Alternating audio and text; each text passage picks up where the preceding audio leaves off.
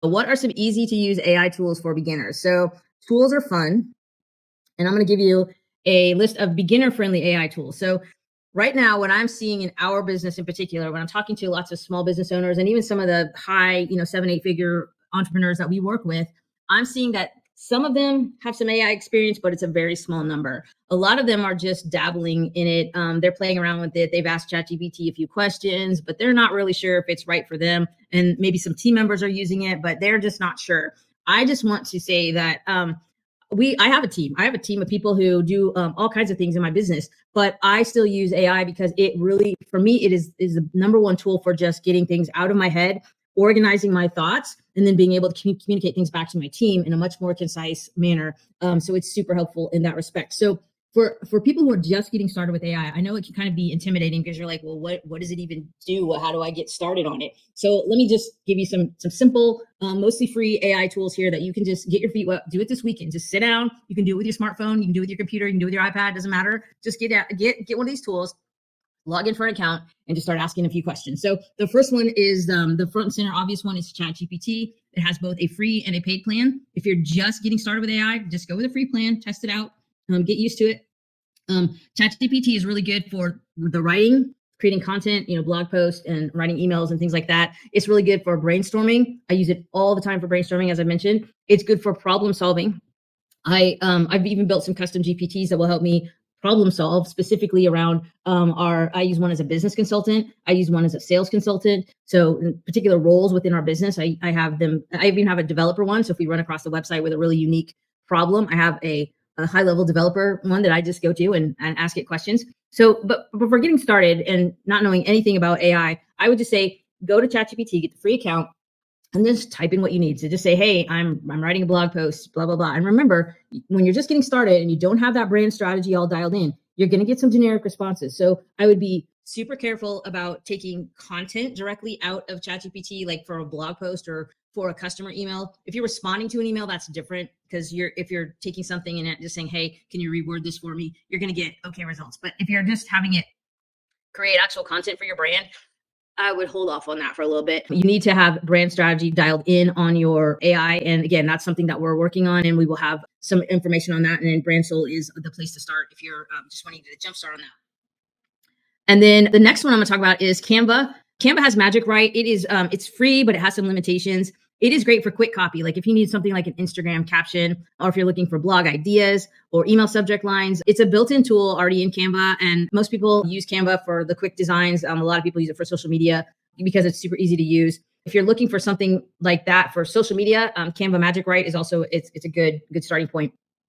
The other one I wanted to mention was Claude. Now, Claude it has a free version. It also has a paid version. I have tried both. The difference usually between free and paid on any of these tools is the amount of content you can generate. At some point, it cuts you off and says, okay, you've passed your limit. Claude it's very similar to ChatGPT. It's literally you're just met with a prompt and you just type in a question or speak a question and start that conversation and get those answers or create that content.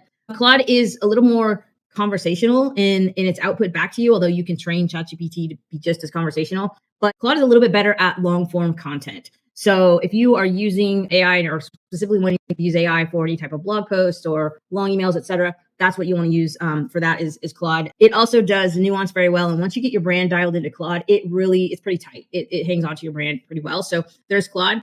Another one that is different than just creating blog posts and emails is one called Goblin Tools. And Goblin Tools is, Trina uses this one a lot.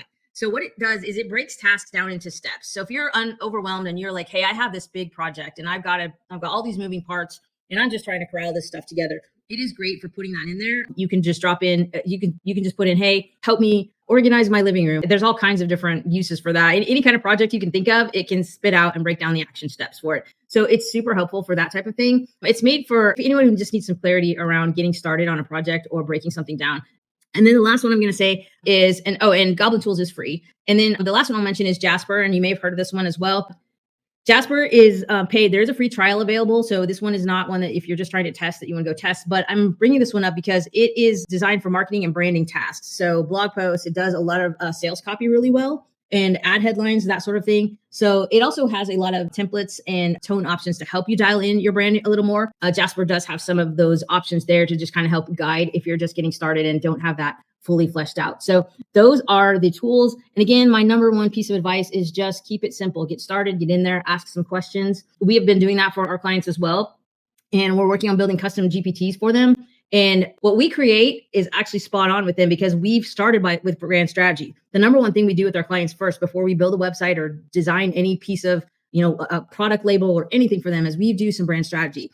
Taking that brand strategy, putting that brand strategy into the AI, that is what makes it shine. Like I said, you don't do that, you get generic stuff out. You put that in there and you get absolutely amazing spot on results. Your conversions go up, your sales go up. It makes writing things easy. It makes it easy if you do a custom GPT that you can share with your team. It makes it easy for your team now to use that all that information and to be able to create content that is on brand for your business.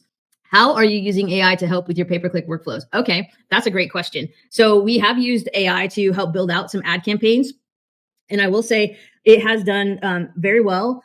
If we're talking about just like Facebook ads, where I've had it work really well is when I created an ad, I will use the Meta has an option where you can have it create additional ads and ad copy based on what you put in there. So I've been testing that to see, are the Meta suggestions better than my original copy? And how does that work out? And I have had some of the Meta generated copy perform better than the ads copy that I created. And when I'm creating ad copy, I'm not going into ChatGPT and saying, here, create this ad copy for me. And then I'm copy pasting into the ad. I have it maybe generate some ideas and I look at those ideas. And then we have to carefully think through, matching up an branded image with that. What does the call to action look like? So by the time I put my original ad into Facebook, it's handcrafted, but it's started from an AI prompt. But it's handcrafted by the time I put it in there. And then I'm asking Facebook to generate a new copy of it. And when I go back and look at those results, the ones that have been spun by an AI, some of those have performed better. It's not 100%, but I do say, always test when it comes to ads. So I hope that kind of answers your question.